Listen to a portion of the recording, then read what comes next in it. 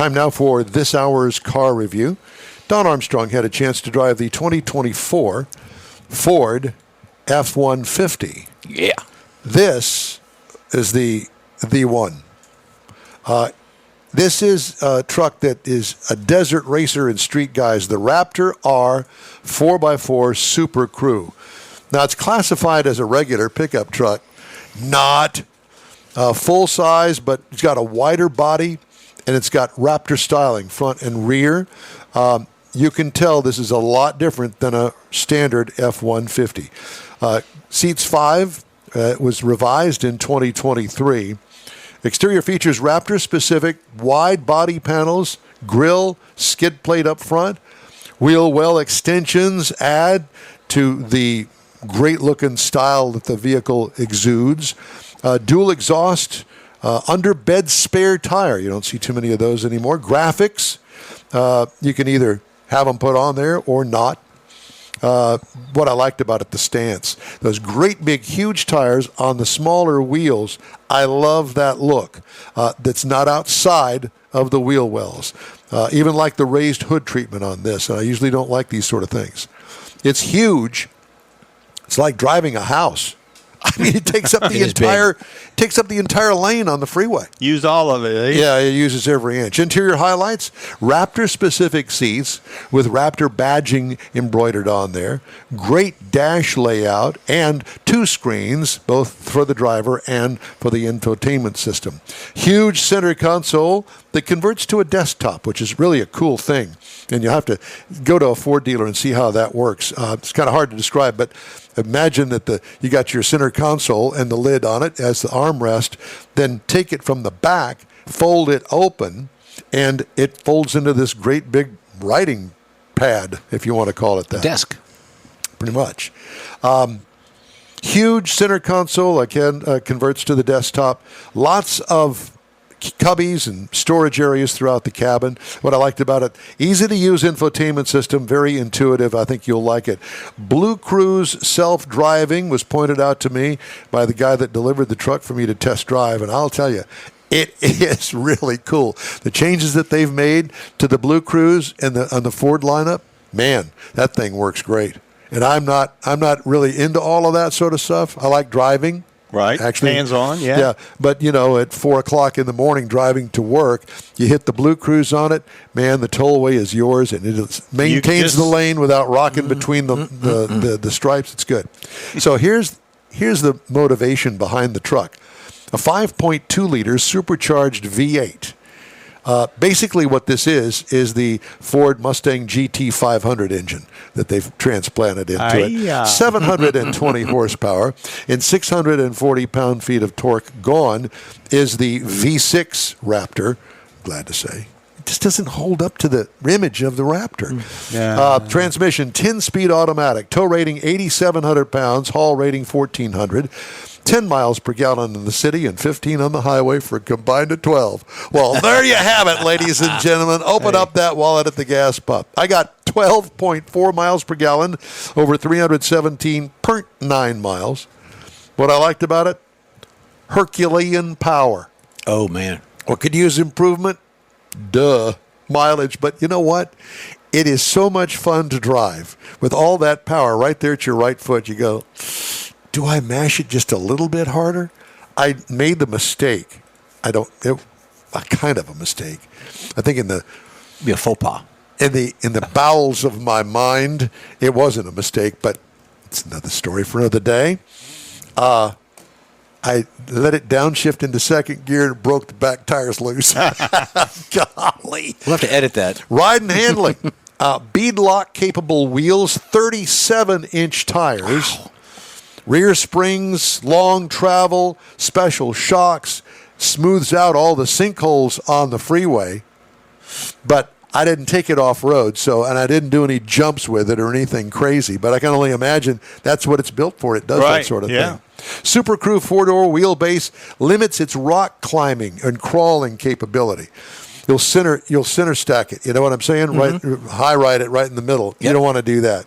But it does have a very long wheelbase. Base trim price, $77,980. Price is tested, sitting still. 113.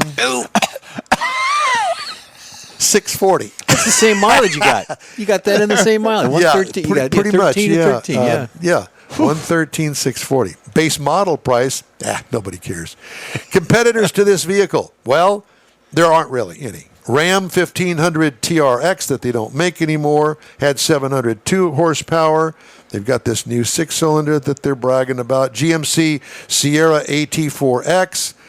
6.2-liter V8, 420 horsepower, $81,000. Now, this kind of sits out there by itself, and I got lots of thumbs up. So if you like thumbs up and car you're driving, get that. Well, I rode with you in it for a short period of time. It's a nice truck. It's a beast. Yeah, it's a very nice truck, yep. and it's also a beast. Hey, if you'd like to get in touch with us, shoot us an email. The address, info@inwheeltime.com.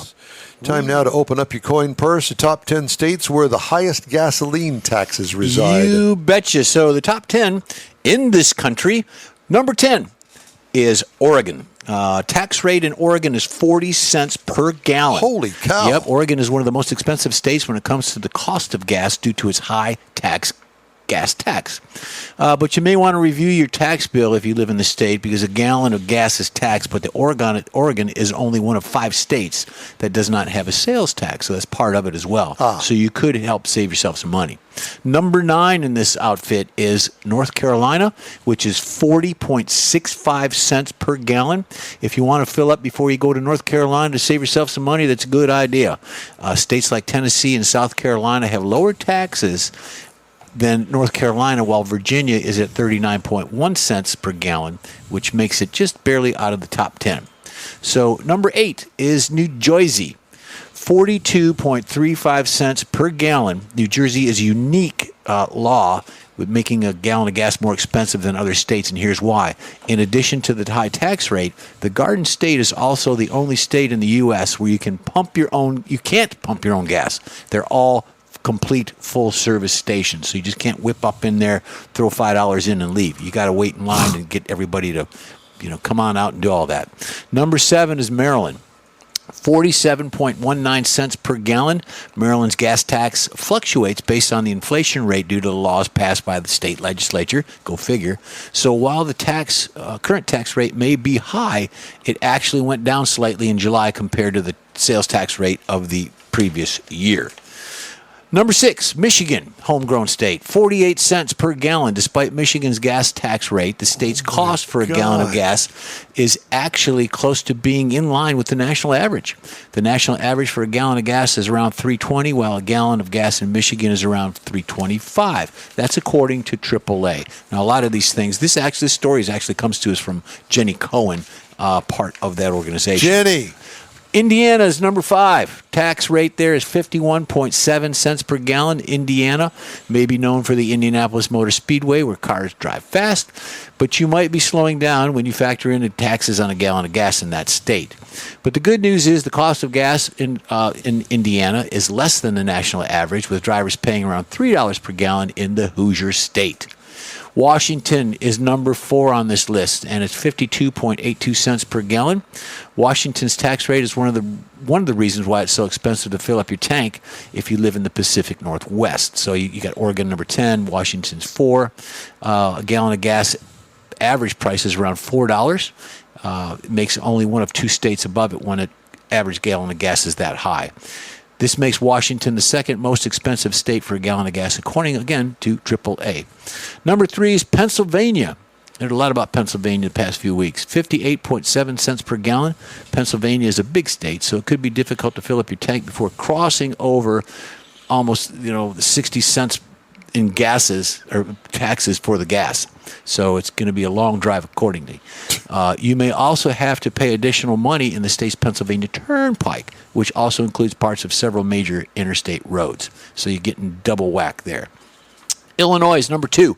66.5 cents per gallon. Stock up your wallet with a lot of money, because Illinois can be expensive when the state taxes on your gas. It also goes to the road taxes as well. The state has the second highest tax for gas in the country, and you may want to be cautious if you take a road trip that goes through Illinois. It also has one of the highest state sales tax of the country, so you're getting double whammy there. Number one, drum roll, Don, is California.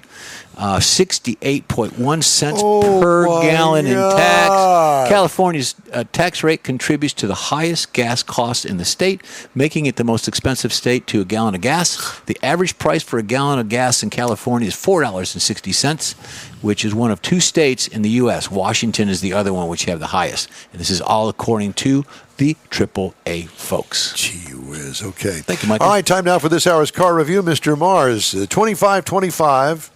No. What? 20 in the year 2525. That's what I was thinking. I got you. Yeah. He's Buick Encore. Oh, man. another All right. place and another time. I need everybody to go grab some refreshments because this is going to be good. It's going to be good. Yes, the gonna be 2025 Buick. You got 2 minutes Encore to do it. GX Oh, boy. Sport Touring all-wheel drive. It comes in 3 packages. You can get the Preferred, the Sport Touring, or the Avenir, which we had the Sport Touring. Now, this is a subcompact SUV. Buick calls it a small. First introduced in 2020, had a big update in 2024. So here we are trimming, tweaking things a little bit. Has 5 passengers. Outside, we got some nice black trim pieces and LED external lighting, which is the headlights, taillights, the intelligent high beam headlights, daytime running lights, roof racks with side rails, the adjustable height lift gate, and panoramic moonroof. Have you noticed that you get a panoramic moonroof, but the smaller the car is, the less size you get? So we also had the optional black 19-inch aluminum wheels. Now, one thing I wanted to note on this thing is it's pointed out on the Monroney that for the tire pressure system, there's no tire monitoring on the spare tire. The other Buick I have doesn't point that out. For some reason, that's what you got a tar gauge for, Mike. RBS. So with them smaller cars. Inside, we had the synthetic leather seating, 60/40 fold flat rear seat. Not a third row, thank goodness. Diagonal 11-inch touchscreen, which worked really good. You're going to find all your convenience controls there. Apple, Android. Does not have the heated and ventilated front seats on it. And you're going to find out here in a little bit how that helps out. 8-inch driver screen where you're going to find all your driver information that you're going to need, USB outlets front and rear. And it had the Buick quiet tuning with active noise cancellation, and that really works, I'm going to tell you. Because the one I'm driving now is a lot noisier. Now, this had the 1.3 turbo 3-cylinder engine in it. It comes standard with a 1.2, but this had the 1.3. 155 horsepower, 174 pound-feet of torque, 9-speed automatic. This thing will tow 1,000 pounds. Not a whole lot, but that's enough to get your jet ski, maybe a little small camper, a little trailer to go to Lowe's or Home Depot. EPA says you should look for 26 in the city. Highway should be 28, and combined 27 miles to the gallon. Now, I drove 233 miles, and I got 24.8 across that time. I was well pleased with what I got out of that, with the way I was driving it. Ride and handling. Because he had it nailed the entire time. It's a Buick. Yes. It's got some easy steering. I mean, all this stuff has gone to electronic, and I understand that, but it's easy the way they've got it set up. So city driving was really easy. You could kind of whip it around a little bit. What did Becky think? She didn't mind the way I was driving it. I didn't ask you that question. No, she liked it. You know, it's not quite as big enough for her. She wants something a little bit bigger. She thinks she needs something a little bit bigger, but it works great because it zips around town. You get out on the highway, it'll run highway speeds real easy. The only problem I had with it, out on the highway at highway speeds, if you decided you needed to make a high-speed maneuver, like pass somebody, that 9-speed automatic, you could tell that's the only time I really noticed it had a 9-speed. Yeah, it took a little bit more for it to find where it was going. Around town, that was not a problem. Now, here's the thing I really liked about this thing. Base model price on the Buick Encore. Yeah, Encore. I was looking for the GX, and it's really not the GX I'm talking about. The base Encore is really what I'm talking about, $26,000. Okay. Mm-hmm. That'll put you in this car. Now, the base trim price, which is the GX model, then you're looking at $28,800, and the GX Sport Touring all-wheel drive push it up to $33,380 as tested. Now, if you're looking for something else that's kind of in that category, you look across at the Mazda CX-30 starts at $24,995. The Trailblazer at $23,000, and the Crosstrek from Subaru at $27,000. So it's something you definitely need to look at if you're looking at that small SUV CUV package. I want to tell everybody.